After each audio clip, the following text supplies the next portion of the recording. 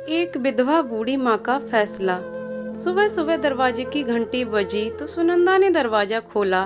सामने देवर पीयूष खड़ा था। अरे भैया, सुबह सुबह फोन भी नहीं किया, सब कुशल मंगल तो है ना? सुनंदा चौंक कर बोली, अरे भाभी, ये मेरा भी घर है, मैं कभी भी आऊँ, मेरी मर्जी। पीयूष ने कहा तो सुनंदा बहुत चक्की रह गई। जो देवर महीनों घर का रुख नहीं करता था, वो आज सुबह सुबह अपने परिवार के साथ सामने था। उस पर कितनी बेरुखी से बोल रहा था। सुनंदा ने कुछ नहीं कहा। भैया, आप लोग बैठिए, मैं चाय बनाकर लाती हूँ। तब तक आवाज सुनकर आदित्य भी बाहर आ गए थे। अरे पीयूष, तू कब आया?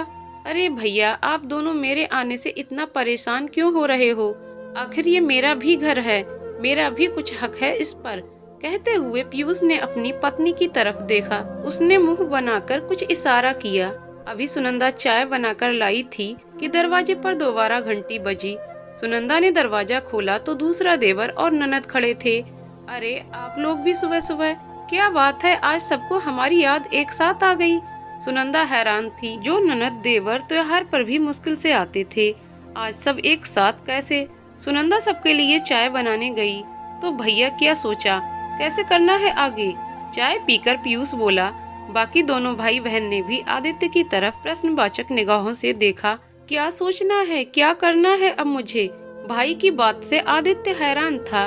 भैया, मम्मी की तबीयत खराब है, डॉक्टर ने जवाब दे दिया है, तो आगे मम्मी पापा की जायदाद का कैसे करना है? मम्मी के सामने ही फैसला कर लेते हैं, फिर बाद में कोई लड़ाई झगड़ा ना हो। छोटे भाई आंसू ने सीधे शब्दों में बोल दिया। तुम्हें किसने कहा कि मम्मी की तबीयत खराब है और डॉक्टर ने जवाब दे दिया? आदित्य ने हैरान होकर पूछा। भैया, अगर आप नहीं बताओगे तो क्या हमें पता नहीं लगेगा? हमें सब पता है कि आप और भाभी सारी जायदाद हड़पना चाहते हो। इस बार बहन आशा बोली। तुम्हारा दिमाग खराब हो गया है, कैसी बातें कर रहे हो तुम लोग? आदित्य को गुस्सा आ गया था। सुनंदा तो हैरान खड़ी सब सुन रही थी। तभी अंदर से पूजा की थाली लेकर मुग्धा जी बाहर आईं। आज तक तो तुम नालायकों को मेरी फिक्र नहीं हुई, आज कैसे तुम सबको अपनी बीमार माँ की याद आ गई? माँ को सामने ठीक ठाक खड़े देखकर उन तीनों को पसीना आ गया। माँ, तुम ठीक हो? तुम्हें अच्छा भला खड़ा देखकर बहुत खुशी हो रही है। जैसी खुशी हो रही है सब सुन लिया मैंने। पूजा कर रही थी, लेकिन तुम तीनों नालायकों की आवाज सुनकर अनायासी कान तुम्हारी तरफ लग गए। जिन्हें महीनों अपनी माँ से बात करने की भी फुर्सत नहीं मिलती, वो आज सुबह सुबह कैसे माँ से मिलने आ गए? तुम्हें माँ नहीं, प्रॉपर्टी का लालच खींच लाया।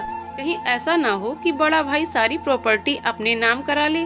मुग्धा जी बोली। लेकिन कल चाचा जी ने तो फोन पर बताया कि तुम्हारी माँ की तबीयत बहुत खराब है और डॉक्टरों ने जवाब दे दिया है, पीयूष बोला। पीयूष की बात सुनकर आदित्य हंसा। सुनंदा बोली, परसों हम मम्मी जी को रूटीन चेकअप के लिए डॉक्टर के पास ले गए थे। डॉक्टर ने कुछ टेस्ट लिखे थे। डॉक्टर के केबिन में से बाहर निकलते वक्त मम्मी जी का पैर फिसल गया और वो गिरते गिरते बची। मैं उन्हें वहीं बैठाकर दवाई लेने चली गई। इसी बीच चाचा जी भी डॉक्टर को दिखाने वहाँ आए।